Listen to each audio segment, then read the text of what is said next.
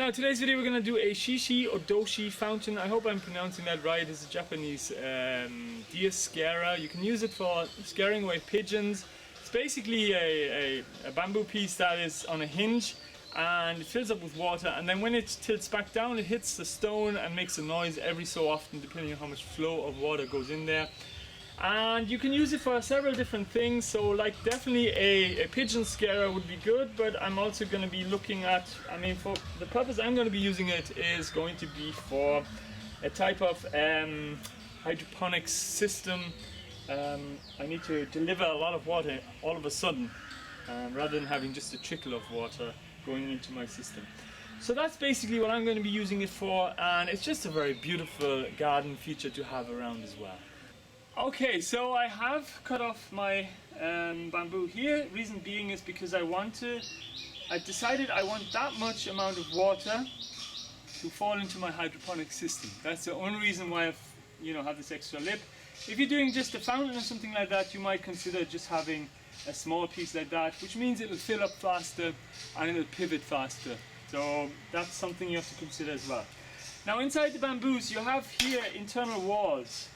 And I gotta knock out this internal wall, which is usually quite soft when you just first cut the bamboo. This one I want to keep, of course, because that's going to hold the water, and I want the water to fill up only in this space. So let's just do that. There we go. That's it. And we're through. So I might get a file or something now and just kind of clean out the little tiny edges still a little bit, just to make that a bit wider. Now next I've cut a little piece of bamboo. It's going to be our pivot point. Notice as well I've cut it just outside the actual section point here, because this tube might be hollow and I want it to be nice and strong. Okay, next step is going to make 2 holes so my pivot point can fit in there. It's right behind this wall. This is where the water is going to be. The simple way to explain how it works, very simple. Once this area fills up with water, it's going to be slightly heavier than the counterweight of the empty bamboo behind it. And we've got to figure out how much we're going to have to cut off in order for it to be just, when this is full, just slightly heavier. So it tilts nice and gently down, empties the water, then of course it becomes lighter and just tilts back up. And that's all there's really to doing this system.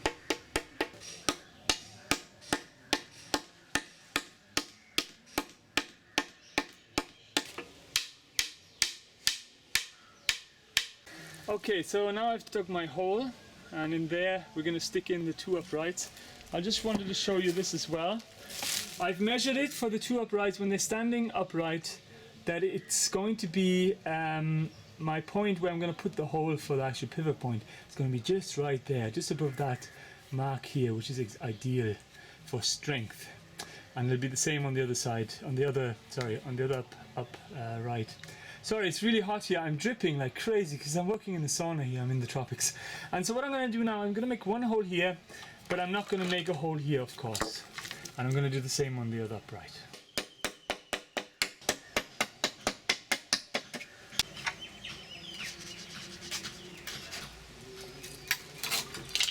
Now I got that in there nicely, and basically it's moving quite well. See the water there?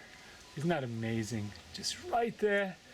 And basically you might notice here now at the back, I had to actually end up cutting off a small section even out of the back. I cut off 2 sections there, and that is exactly the right balance to get the right amount of water that I'm going to need for this project here. And yes, I'm really happy with it. So there's a certain inertia as well going to happen, or rather momentum. And that's it. Okay, so in the name of saving materials, we decided to bring out the old little drill and basically have these pegs in like that. See, I pre-drilled that already. And then just have that above here, and then stick the sticks in, tie some rope around it, and it should be pretty solid. And because when this is emptying, it should actually be not too hard on this joint here, and that should basically hold it in place. And rather than actually sticking that back thing here, I think this would be actually better and cheaper and faster. and my wife came up with it, so hey.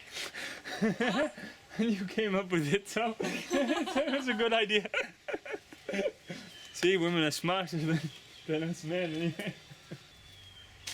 Are you going to drill it? Yeah, we need Second hole? Yeah, that's going to be tough with this stone drill. Hold on to it. You got it?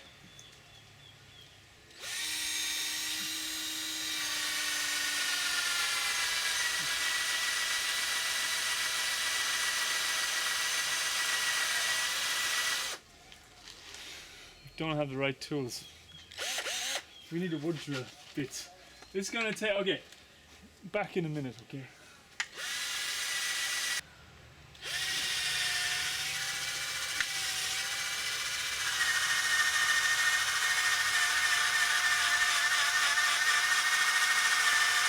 Oh my.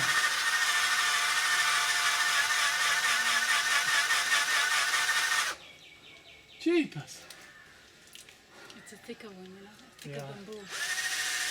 Okay, we're through. There we go. Well done. Oh man.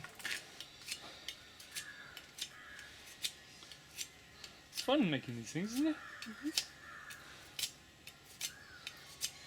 Or get a bit of rope, a bit of coconut rope or something. Something natural. Yeah, I do have loads of it. She might redo this bit with coconut rope as well. Should be nice, no? Now we first. Nice. Even like that, it's working, huh? It's working. Yeah, so we'll just tie it on with ropes now. Tighten this joint. Perfect.